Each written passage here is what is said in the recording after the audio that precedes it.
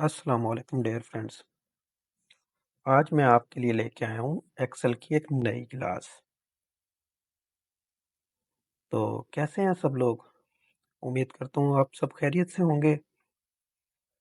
तो आज हम अपनी नई क्लास में आपको बताएंगे कि कंडीशनल फॉर्मेटिंग, लास्ट टाइम तो हमने कंडीशनल फॉर्मेटिंग स्टडी किया था, लेकिन आज हम कंडीशनल फार्मूलाज को स्टडी करेंगे, लॉजिकल फार्मूलाज को स्टडी करेंगे, जिसमें हम लॉजिकल टेस्ट करेंगे और उन चीज़ों को तमाम को स्टडी करेंगे। लास्ट टाइम देखें हमने कुछ जो हमारी पिछली क्लासेस थी उसमें हमने एक डाटा एंट्री को किया था, डाटा एंटर किया था, उसमें हमने कुछ फॉर्मेटिंग भी की थी।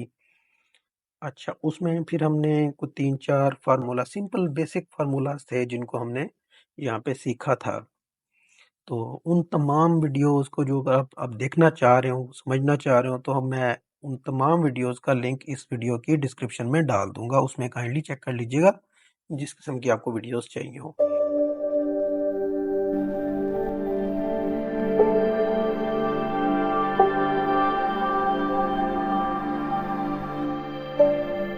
तो आज की क्लास में दोस्तों हमने लॉजिकल टेस्ट को पढ़ना है, कंडीशनल फार्मूलाज को पढ़ना है। वो 4 किस्म के हैं हमारे पास। ये थोड़ी सी एडवांस एक्सेल है जो कि आपको प्रोफेशनल लाइफ में बहुत काम आएगी।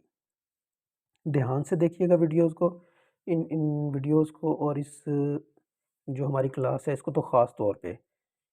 और अगर इसको प्रैक्टिस भी कीजिएगा, बार बार प्रैक्टिस कीजिएगा ताकि आपको इजीली इस बात की समझ आ जाए, इस लॉजिक्स की, इन लॉजिक्स की समझ आ जाए।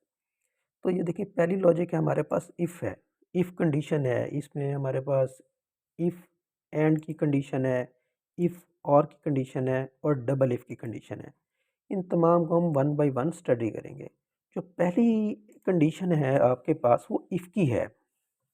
अब फ्रेंड्स, इसमें क्या है इफ़ में, कि हमारे पास मान लीजिए ये डाटा है, हमारे पास एक स्टूडेंट का हमने डाटा डाला है, बहुत सारे स्टूडेंट्स हैं हमारे पास, जिसमें हमने कुछ रिजल्ट जनरेट करने हैं, जिसमें एक रिज़ल्ट है कि स्टूडेंट पास है, फेल है। अगर वो फेल है तो ऑब्वियसली उसका जो ग्रेड हो वो फेल ही हो। और अगर उसकी हम परसेंटेज के हिसाब से देखा जाए तो मैं चाह रहा हूँ कि परसेंटेज के हिसाब से मुझे वो ग्रेडिंग भी निकाल के दे कि कौन सा स्टूडेंट किस ग्रेड से पास हुआ है। इन चीज़ों को जानने के लिए फिर हम उस उनके ऊपर हम टेस्ट, लॉजिक टेस्ट लगाते हैं, जो कि इसमें वीडियो में आपको बताऊंगा। जो पहली कंडीशन है हमारी इफ़ की है, मैं यहाँ पे एक मिसाल के तौर पे बता देता हूँ। एक कोई स्टूडेंट है, जावेद के नाम का स्टूडेंट है, मान लीजिए।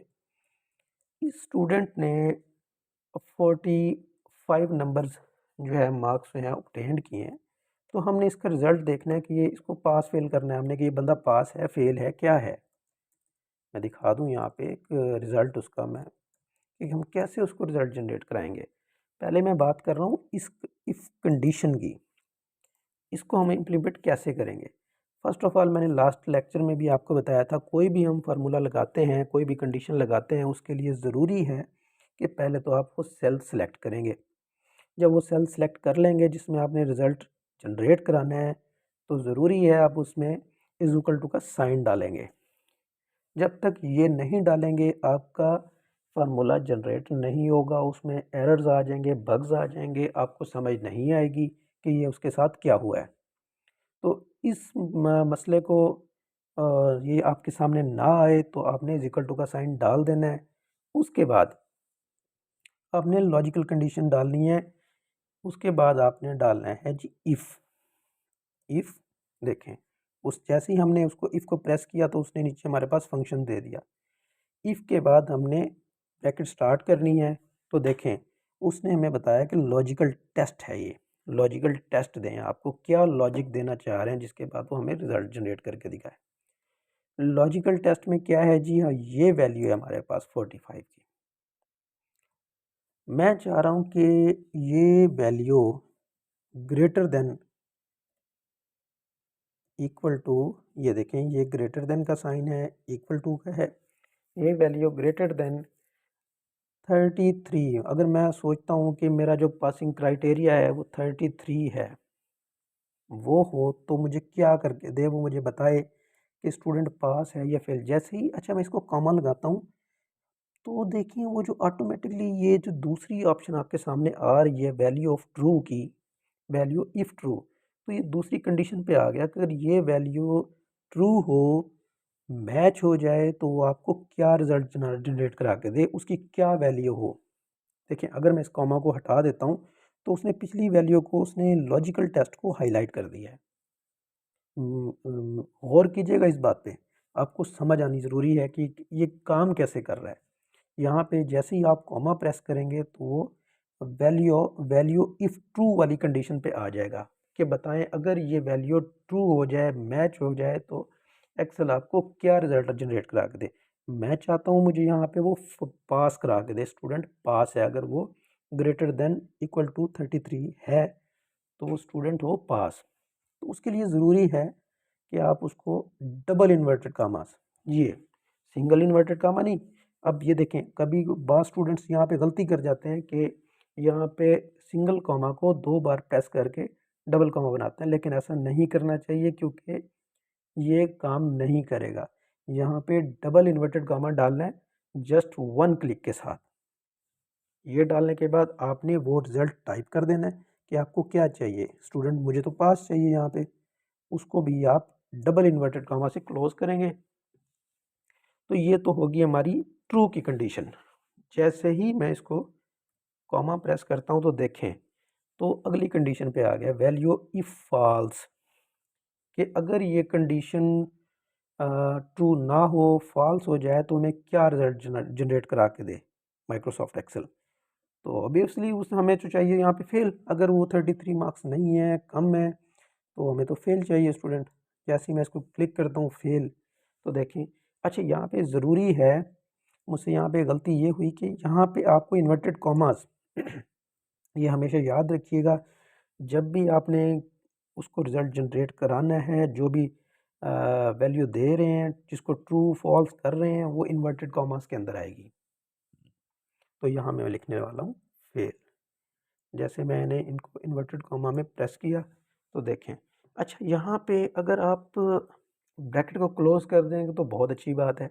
अगर आप क्लोज़ नहीं करते तो माइक्रोसॉफ्ट एक्सेल बहुत इंटेलिजेंट है, वो खुद से ऑटोमेटिकली इस चीज़ को ब्रैकेट लगा देगा। जैसे मैं आपको प्रेस करके दिखा देता हूँ एंटर, देखिए मैंने जैसे ही एंटर प्रेस किया तो उसने मुझे जावेद का रिज़ल्ट पास क्लियर करा दिया, क्योंकि वो जो अमाउंट है उसकी टोटल मार्क्स हमने यहाँ पे दिए थे 45 दिए थे। देखें अगर यहाँ पे मैं 32 दे देता हूँ तो देखें, क्योंकि वो मैंने जो पासिंग क्राइटेरिया रखा था इसमें, यहाँ पे गौर कीजिएगा, मैं यहाँ पे बड़ा कर रहा हूँ स्क्रीन को ताकि आपको फार्मूला ज़्यादा अच्छे बेहतर तरीके से नज़र आए। ये देखें, ये देखें यहाँ पे, ये आपके समझाने के लिए मैं आपको बता रहा हूँ, ये स्क्रीन मैंने जानबूझ के बड़ी की है ताकि आप इसको अपने मोबाइल में, लैपटॉप में, कंप्यूटर पे इसको आप देख सकें, समझ सकें, अपने पास राइट डाउन कर सकें ताकि आप इन फ्यूचर किसी किस्म की परेशानी ना हो। जस्ट आप इसको देखें और अपना फार्मूला इम्प्लीमेंट कर दें। ये कंडीशनल फॉर्मेटिंग में आता है, कंडीशनल लॉजिकल टेस्ट में कह सकते हैं आप, लॉजिकल फंक्शंस में कह सकते हैं, ये उसमें आ जाता है। अब जैसे ही मैं इसको क्लिक करता हूँ तो देखिए उसने फेल कर दिया। यहाँ पे 95 लिख देता हूँ तो पास कर देता है, इसको 33 कर देता हूँ तो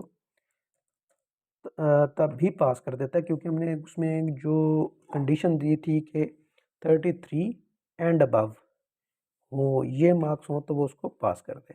मेरे ख्याल से आपको ये चीज़ समझ आ चुकी होगी। तो यही फार्मूला हम ऊपर इम्प्लीमेंट करेंगे। मैं इसको नॉर्मल कंडीशन में ले आता हूँ ताकि आपको ये चीज़ नज़र आ सके, ईज़िली देख सकें।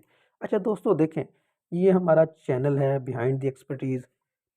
अगर आपको हमारी वीडियोज़ अच्छी लग रही हैं तो काइंडली इसको सब्सक्राइब ज़रूर कीजिएगा और इन वीडियोज़ को आगे भी शेयर कीजिएगा, लाइक कीजिएगा। कोई इशू हो आपको किसी भी लेसन में, किसी भी कोई क्यूरी आ रही हो आपको, तो आप मुझसे पूछ सकते हैं। कमेंट सेक्शन में मुझे ये आप बता सकते हैं, पूछ सकते हैं। इंशाल्लाह मैं कोशिश करूँगा अपनी तरफ से कि आपको ये तमाम जो कंसेप्ट्स हैं क्लियर हो सकें। हमारी आज की वीडियो यहीं तक की है। नेक्स्ट पार्ट में हम अगली कंडीशन को अप्लाई करेंगे। नए आने वाले दोस्तों से गुजारिश है हमारे चैनल को सब्सक्राइब कर लें और साथ बेल आइकन को प्रेस कर लें ताकि हमारी हर नई आने वाली वीडियोस का नोटिफिकेशन आपको बर वक्त मिल सके। अपना ढेर सारा ख्याल रखिएगा। अल्लाह हाफिज़।